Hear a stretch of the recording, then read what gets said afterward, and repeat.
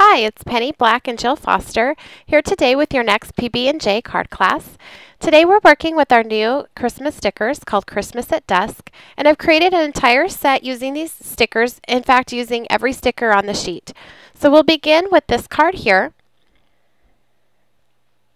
And to start with, I'm going to take that particular sticker off the sheet and I'm going to put it onto a piece of cardstock. I like to mat and put all the stickers onto a heavy cardstock. It just makes them a little easier to work with. So if you line it up on one side and along the bottom, then all you need to do is go in and trim the two remaining sides and it'll be ready to go. And then I'm also going to take walnut stain distress ink, the ink applicator tool, and a foam pad, and just add that ink around the edges just to finish it off and hide if there's any of the white from that backing paper showing. This will hide it.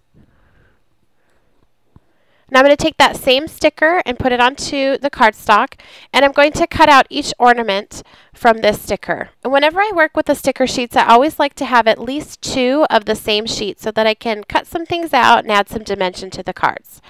Once those are cut out, I'm just inking those just like we did on the other sticker, just with walnut stain distress ink.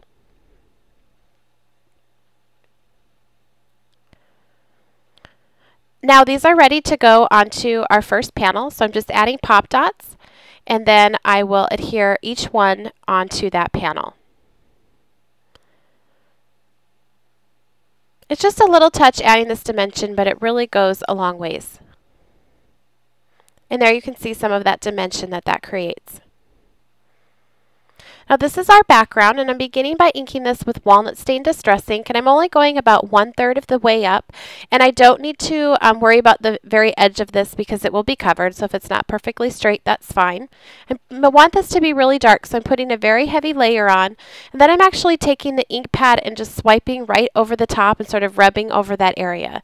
So I like to start with putting it on with the foam pad and then finish it off by swiping the pad across. Now for the top of this background, I'm going to begin with Faded Jeans Distress Ink, and I'm just putting this around the edges. I'm not worried about the very center because the sticker will hide that. And again, I want this to be pretty dark, so I'm adding several layers, going back and re-inking into the ink pad with the foam pad several times.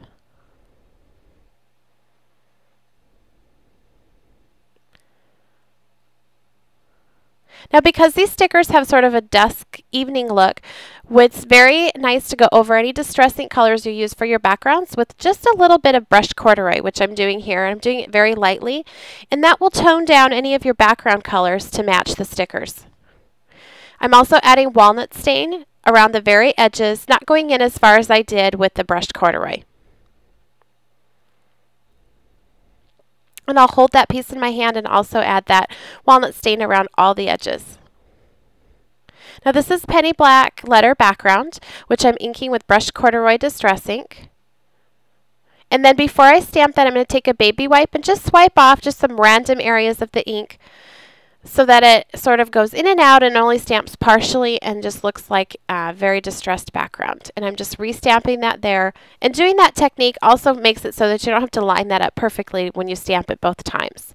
This is a piece of white cardstock which I just cut into the shape of the banner, and I'm beginning with brushed corduroy distress ink, again putting a very heavy dark layer on, so several times I'm going over that with the foam pad, just sort of holding it and swiping that color across and re-inking in between each time. I'm also going to add on here some wild honey, so I'm just swiping that across a couple of times to make that a little more golden. And finally, just like all the other pieces on this card, I'm inking the edges with walnut stain distress ink.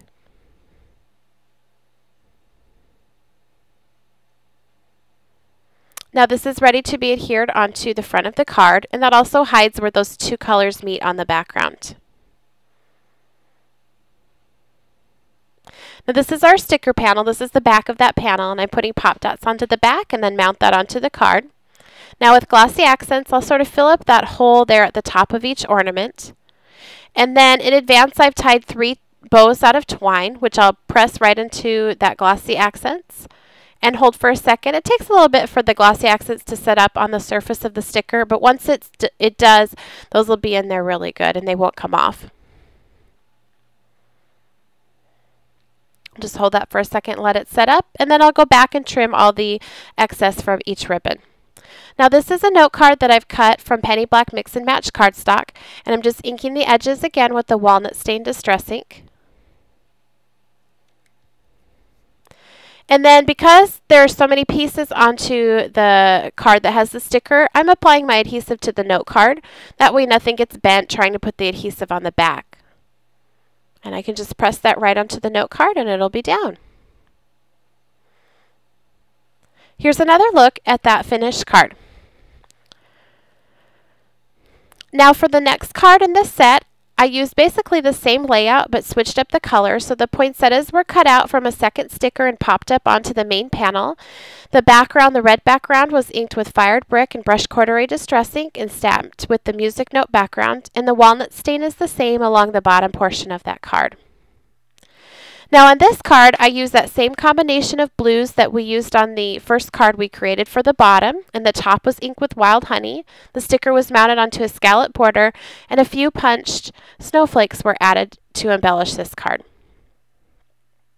For this card, the sticker panel was mounted onto the brown Mix and Match cardstock. The background was embossed and then distressed with wild honey and brushed corduroy distress ink.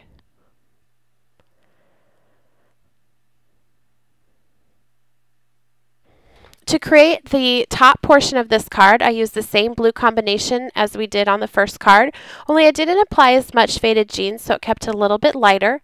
And the bottom portion was inked and stamped with brushed corduroy distress ink. And then finally on this card, the background was embossed and then inked with wild honey and brushed corduroy distress ink.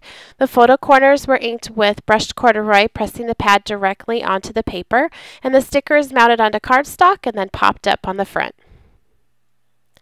Here's another look at the set together. And for details and more information, please visit www.pennyblackink.com. Thanks for watching.